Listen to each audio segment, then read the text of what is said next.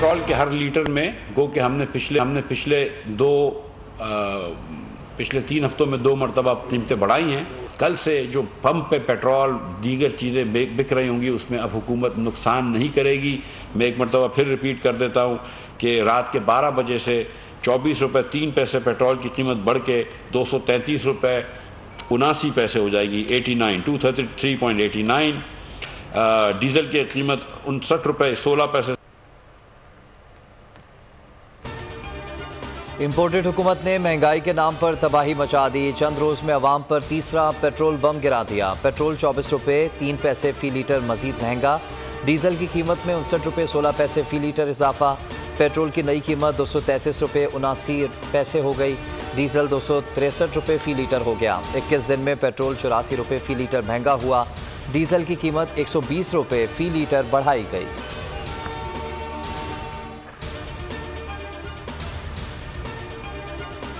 हुकूमत ने आधी रात को डीजल की फी लीटर कीमत में इजाफा किया गया है और 24 रुपये पेट्रोल की फी लीटर कीमत में इजाफा किया गया है।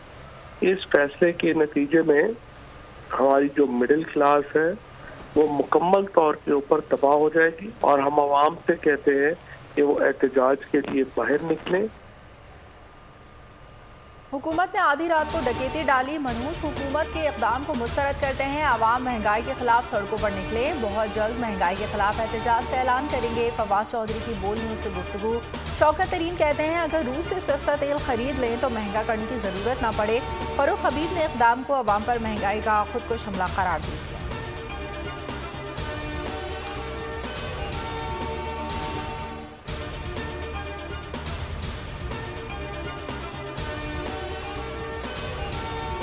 औकात खाने का नहीं है भाई, आप लोग ने ऐसा कर दिया यार, बिल्कुल गला ही मरोड़ दिया। एकदम बम मारो यार, जान छुड़ाओ।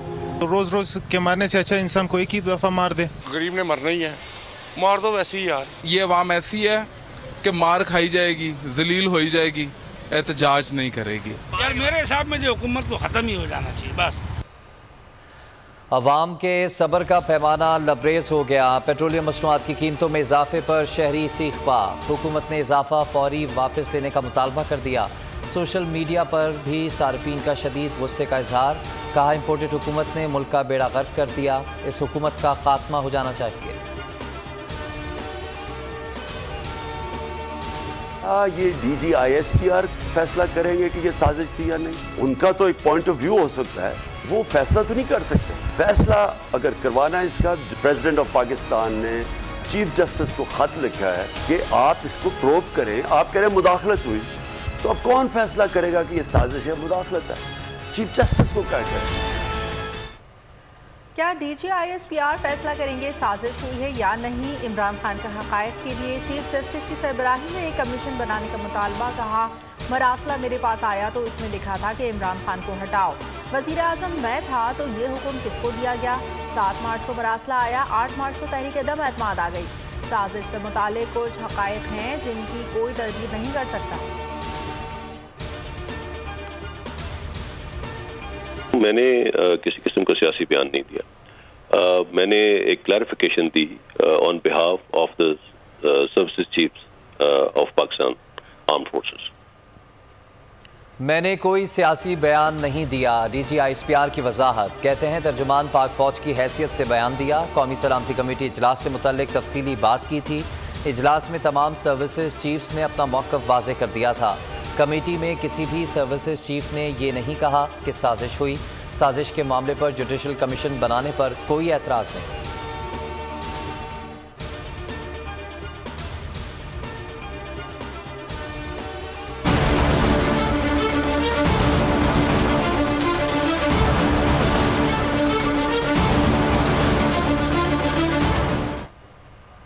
आप लीगी रहनुमा मोनिस इलाही FIA दफ्तर पहुंच गए। मीडिया से गुफ्तगू में कहा मेरी गिरफ्तारी का प्लान बनाया गया था, खुद ही पेश हो गया हूं। गिरफ्तार कर सकते हो तो करके दिखाओ, मुकदमा से डरने वाला नहीं, कुछ भी कर लें इमरान खान के साथ खड़ा रहूंगा। हुकूमत ने मोनिस इलाही के खिलाफ मनी लॉन्ड्रिंग का मुकदमा दर्ज कर रखा है। 2 करीबी साथी भी गिरफ्तार। परवेज इलाही को भी शामिल तफ्तीश कर लिया।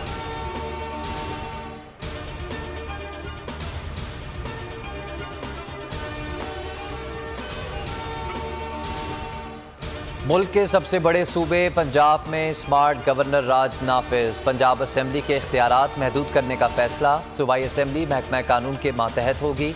असेंबली की तलबी और इख्तिताम का इख्तियार सेक्रेटरी असेंबली के बजाय सेक्रेटरी कानून के पास होगा। सूबाई असेंबली रूल्स ऑफ बिजनेस में ऑर्डिनेंस के जरिए तरामीम की जाएंगी। असेंबली सेक्रेटेरिएट की हैसियत ख़त्म करने के लिए ऑर्डिनेंस जारी होगा।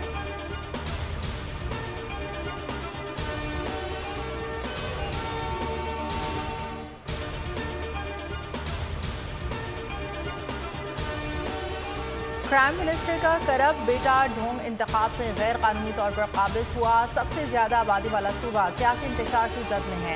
इमरान खान का ट्वीट लिखा, हर तरफ मुजरिम माफिया दंदनादा दिखाई दे रहा है। पुलिस और इंतजामिया इस माफिया से मिल चुके हैं। फवाद चौधरी बोले, ऑर्डिनेंस मार्शल लॉ की बुनियादी है। ऐसा तो मार्शल लॉ की हुकूमतों में भी नहीं हुआ। शाह महमूद कुरैशी ने कहा, गवर्नर गैर आईनी इक़दाम उठा रहे हैं, ऐसा पहले कभी नहीं हुआ।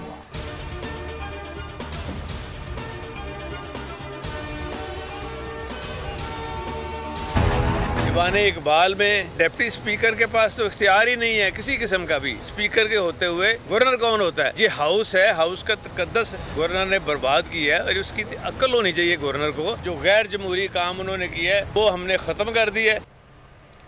3 दिन बाद चोर दरवाजे से पंजाब का 32 खरब 26 अरब रुपए का बजट पेश। सरकारी मुलाजमिन की तनख्वाहों में 15%, पेंशन में 5% इजाफा। स्पीकर पंजाब असेंबली परवेज इलाही कहते हैं कि उनके पास ऐवान इकबाल में सेशन बुलाने का इख्तियार नहीं। पंजाब असेंबली के अलावा बुलाए गए इजलास की कोई कानूनी हैसियत नहीं। बजट को हर फोरम पर चैलेंज किया जाएगा।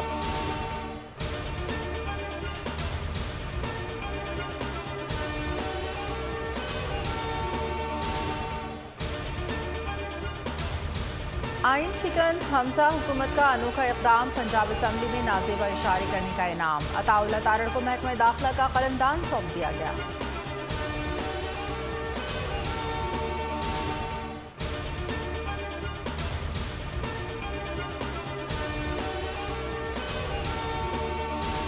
कराची NA 240 कोरंगी 2 में आज ज़िमनी इंतखाब। तमाम तैयारियां मुकम्मल। 309 पोलिंग स्टेशन कायम, 106 हसास और 203 पोलिंग स्टेशन इंतहाई हसास करार। हल्के में 5,29,855 वोटर्स हक़ रायदही इस्तेमाल करेंगे।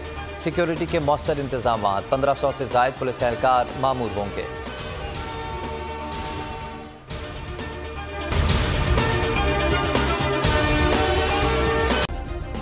सब्सक्राइब करें और बेल दबाएं ताकि कोई खबर रह न जाए।